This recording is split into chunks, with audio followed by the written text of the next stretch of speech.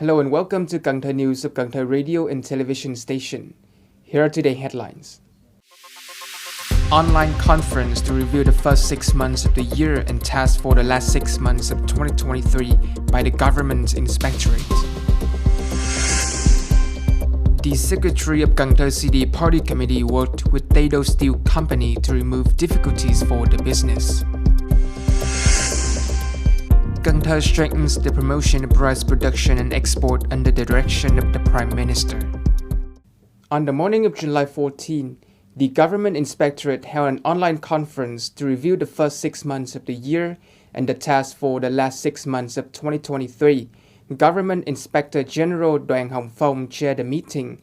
Representing Cần Thơ City was Mr. Dương Hiển, standing Vice Chairman of the City People Committee. In the first 6 months of the year, the whole industry deployed 4,224 administrative inspections and 94,797 specialized inspections. The number of citizen complaints decreased. The filing complaints concentrated in the city center and the headquarters of state agencies at central and local levels was not much. Regarding citizens' reception, complaint and denunciation settlement, administrative agencies received more than 216,800 applications of all kinds, processed over 205,300. At the conference, the delegates discussed a number of important issues regarding the improvement of mechanisms, policies and laws, the classification and processing of applications in some localities and units, especially at grassroots level, still have errors. The settlement of a number of complaints and denunciation is still slow. The situation of harassment of people and businesses in solving problems has not been effectively prevented.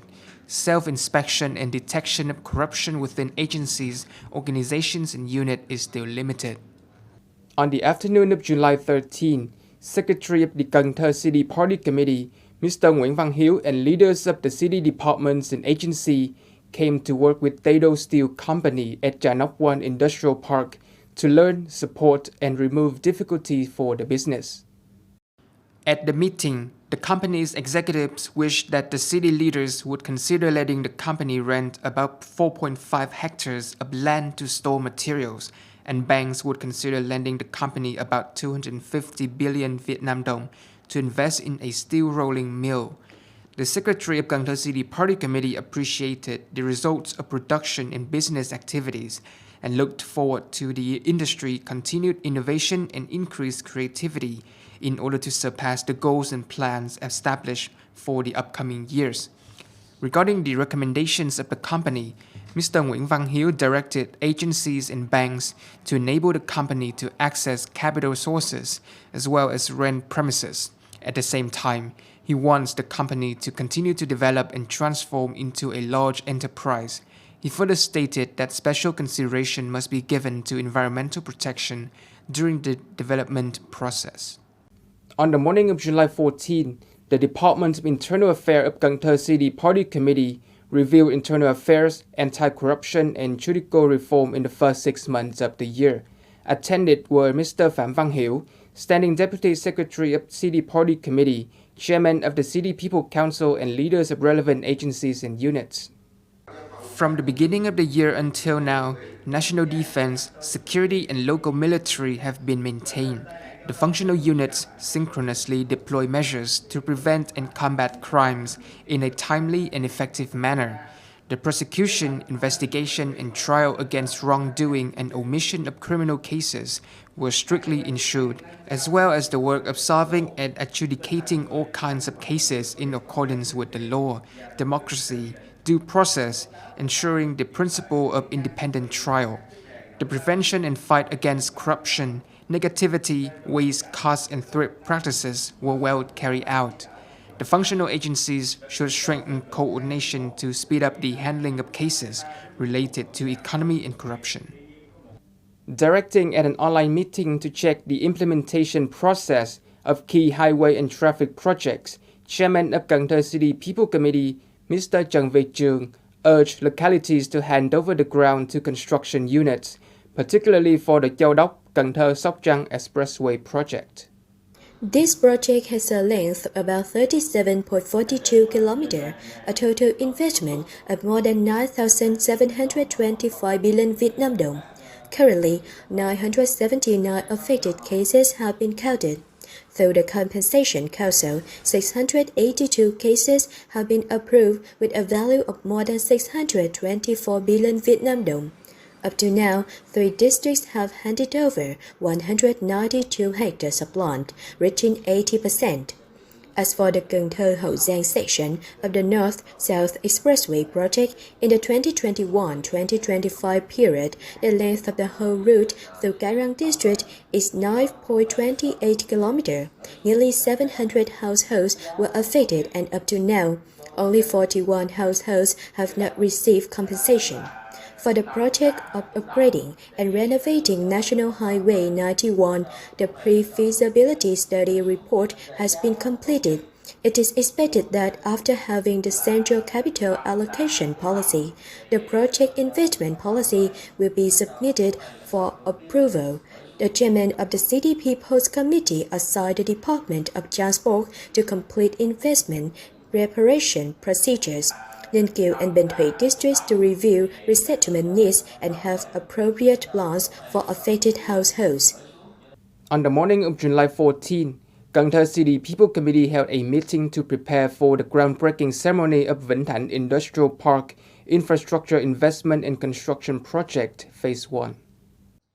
The leaders of the city stated that the groundbreaking ceremony would contribute to the propaganda and introduction of VSIP Cần Thơ Industrial Park to cadre, party members, civil servants, public employees, and all classes of people. The ceremony will be held solemnly, safely, economically, and practically. In that spirit, the city's leader assigned specific tasks to departments and units. Vĩnh Thành District People Committee and Vietnam-Singapore Industrial Park Joint Venture Company. The groundbreaking ceremony is expected to take place in late August or early September this year. Regarding the promotion of rice production and export, under the direction of the Prime Minister, the chairman of Cần Thơ City Party Committee assigned agencies and units to actively implement and coordinate to carry out the task.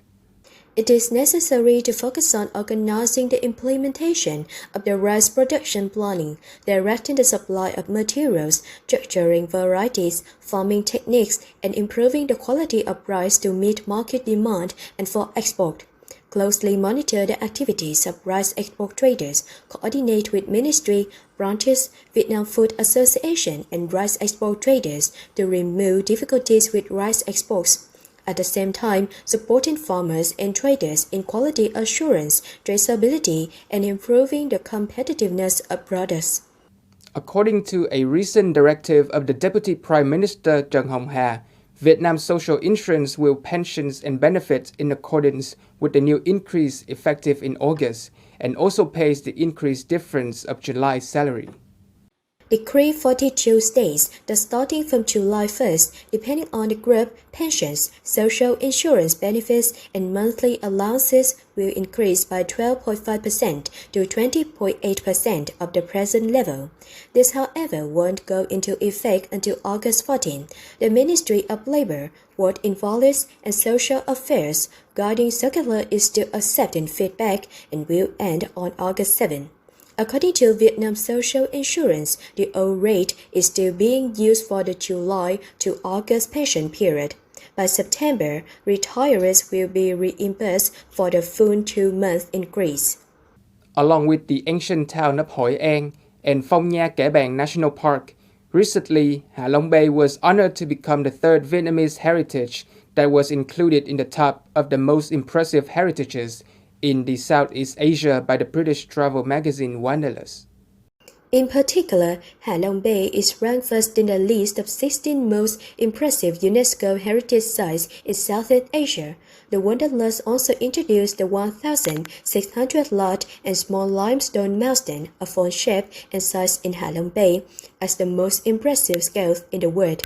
Hạ Long Bay was first recognized by UNESCO as a World Natural Heritage in 1994, and up to now, the natural beauty of Hạ Long Bay is still magnificent and poetic, enough to attract tourists to visit with many interesting discovery activities.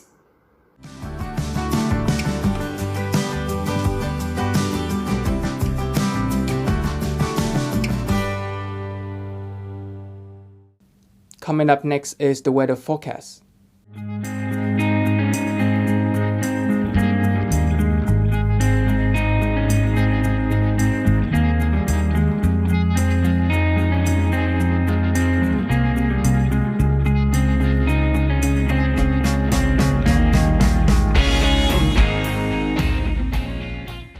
Thank you so much for watching, and I'll see you next time.